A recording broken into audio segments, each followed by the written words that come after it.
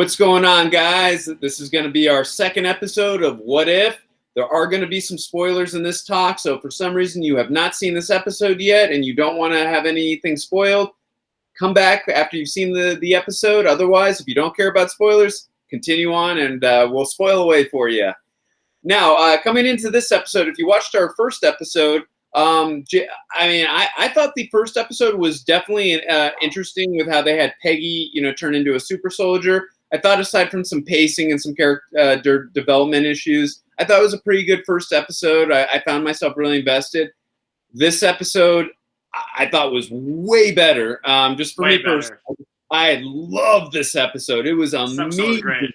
Yeah, the whole idea of, obviously, we start off in the year Jason and I were born, 1988, which took place, in the first Guardians of the Galaxy film. That's the year that Yondu picked up Peter Quill right outside the hospital after his mother passed away. But instead, this time, Kraglin and Taserface, I guess they mistaked a human for any human for T'Challa, of course, is who they picked up right outside of Wakanda.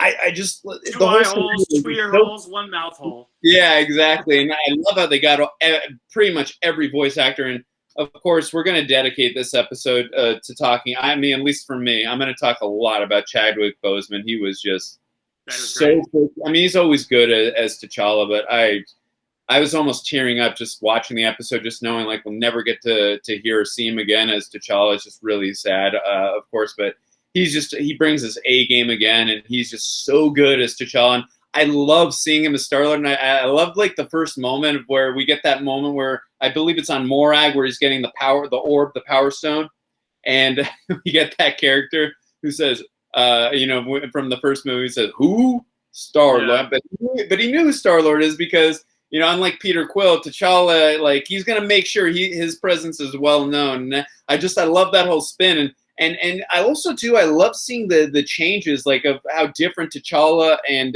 Peter are. Of course, they're totally different people, but I love seeing like he's not taking the orb for himself. He's sharing it with Yondu, and they have a close. Obviously the relationship becomes super close in Guardians of the Galaxy Volume 2 with Peter and Yondu. And it's one of the more emotional things that surprises you pleasantly in the second film. But I love the relationship between Yondu and T'Challa, and it's just really, really good. And I just love seeing how they work together and the way he embraces him as a son. And I just love this episode so much. Yeah, and you see how like T'Challa basically changed the whole mindset of the Ravagers in general. Like they're all doing good for the entire universe and like really making a difference and like. This changes a lot of things, like as shown when Thanos shows up. Yeah, and he's just part of the team too. That was awesome. Yeah, that was great. But I was really like surprised by that, and like it kind of just shows like how much Peter Quill kind of sucks, or how much better T'Challa is because like look how much change like he talked down Thanos like. That right there is insane. I was gonna say, yeah, not a lot of guys could talk down Thanos like that and have him change his ways and what he wanted to do with the snapping. I love how they keep bringing it up like 3 or 4 times in the episode. About, this is genocide, man.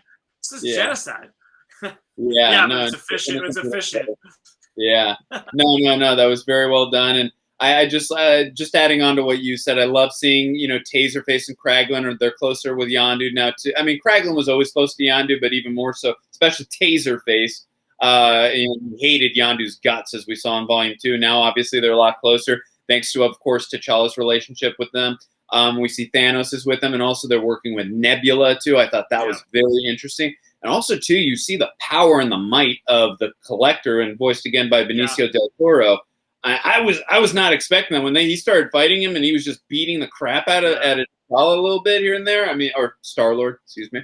I know he's still T'Challa, but still, no. I that was an interesting take too, and I love too the little bits where he was interacting with Howard the Duck. They got Seth Green back, of course, to do that, and those were some funny interactions. And no, it's just a really, really interesting what if episode. And of course, too, I love at the end where Ego picks up Peter Quill at the Dairy Queen of all places. Of course, that's where he works. Yep. It makes sense that that's where he would work. So I was like, yeah, I could see Peter Quill working there. Unlike the first, unlike the first episode, which I thought was essentially a remake of like the movie, like this one was completely different and like was really interesting. And like I thought the Collector was really awesome in this. Like he was super interesting villain, kind of funny, and like pulled out all those different weapons, a lot of different Easter eggs there. And just being in his whole like collection or museum or whatever it was really cool. Seeing a bunch of different things there. And like, you mentioned Howard the Duck. That was interesting, but then he kind of came and went really quick, so I was kind of cool with that. But well, this episode was way better, I thought, in my opinion, than the first one. Yeah, the second episode. I mean, definitely, I thought it was a huge improvement, at least for me, story wise, and just how, again, you made a really good point. The first one was kind of a rehash of Captain America: The First Avenger, and there is a little bit of a rehash in this one of Guardians of the Galaxy in at the very beginning a little bit, just with picking up T'Challa. Obviously, that's a total change, of course, the what if moment, and then going to Morag, picking up the orb, rather, the Power Stone, and then after that, it completely goes on its own in a totally different way, which I thought was. I mean, I was not expecting Thanos to be on the team with them. I mean, part of the Ravager. I was not expecting, them to go fight against the Black Order, like Thanos fighting against his own children in the Black Order. I was not expecting that. That was totally whoa. And I was not expecting the Collector to be at the threat level that I saw him be. I mean, he had Hela's freaking helmet in there. I mean, if he's able to stop Hela, you got to be damn powerful. I mean, the only person who was able to stop Hela that we saw was Surtur, and that's when he was grown, because of the Eternal Flame and all that. But and he also had Cap's shield also. Yeah, I did know. I saw that. Right, I saw that. Right. Yeah, no, that was something went down there. So many Easter eggs that we overlooked in that up. I'm sure there's so many Easter eggs that probably New Rockstar is gonna unfold all of them at some point. But yeah, that was. I just really was. I mean, I got myself pretty invested in the first episode, even though I wasn't like beyond in love with the first episode. But this episode, I was just head over heels in love with this episode. Total step up for sure. And I mean, again, Chadwick Boseman, God rest his soul. I just gonna really miss seeing this guy as T'Challa. I'm very curious, how Black Panther 2 is gonna play out without him. But again, he just turns in everyone was great in this, but he's the standout for me, at least for me. He was definitely good. Yeah, I also liked seeing the kind of moments between Thanos and Nebula, because obviously they still had a kind of rocky relationship, but you got to see them have some kind of refined moments where they cared about each other, and she goes back and helps him after he helps her. Like it's a good few moments there. Oh yeah, no, definitely they still have a rocky relationship. Nowhere near the level of the rocky relationship we saw in the MCU. No. It's not even close to that, but it's definitely rocky. But yeah, seeing that moment where Proxima Midnight was literally killing Thanos, and then she comes back to say that was actually a really heartfelt moment. I really appreciate and dug that. I just loved everything about this. This episode was so entertaining. It was so heartfelt. It's really an interesting what if scenario if Yondu would have picked up T'Challa rather than Peter Quill. It's really interesting. And this one, like, so much changed. Like, you see how much big of a difference it made.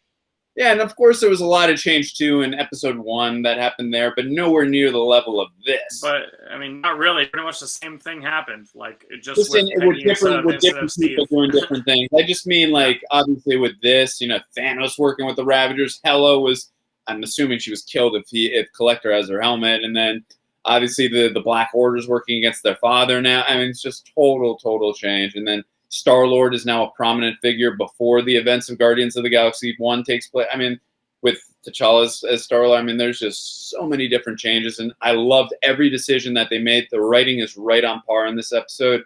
It's so heartfelt, it's so entertaining, and I just really love the scenario of the what if. And again, for me too, my favorite part of this episode was the relationship between Yondu and T'Challa. I mean, when I saw what they were going for in this episode, I knew I was going to like that, but I didn't think to the level I was invested emotionally with these two characters, because I'm so invested in Yondu and Peter from what happened in Guardians 2, Volume 2.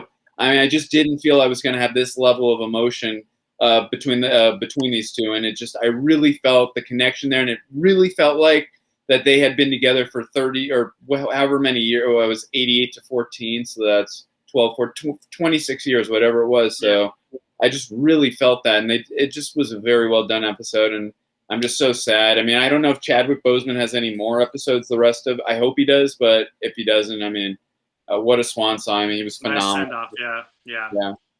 Phenomenal. So I definitely recommend. I mean, definitely recommend the first episode, but this episode, just like I said, a step up for me at least. But yeah, no, that's all I have to say. Do you got anything else, Jay? That's it for me, man. All right. Well, that's going to do it for this episode. We'd love to hear your comments. Let us know what you think below. Want to know what some of your favorite moments were. If you weren't in love with this episode, love to know what some of the things that you felt could have been improved upon. But yeah, if you feel we've earned it, please hit the like button. It really does help us out in the algorithm. If you could hit the subscribe button as well, if you don't want to miss any other videos, we are going to be reviewing all the episodes for this show. And also, too, hit the notification button just so you don't miss anything. And we will see you guys next time.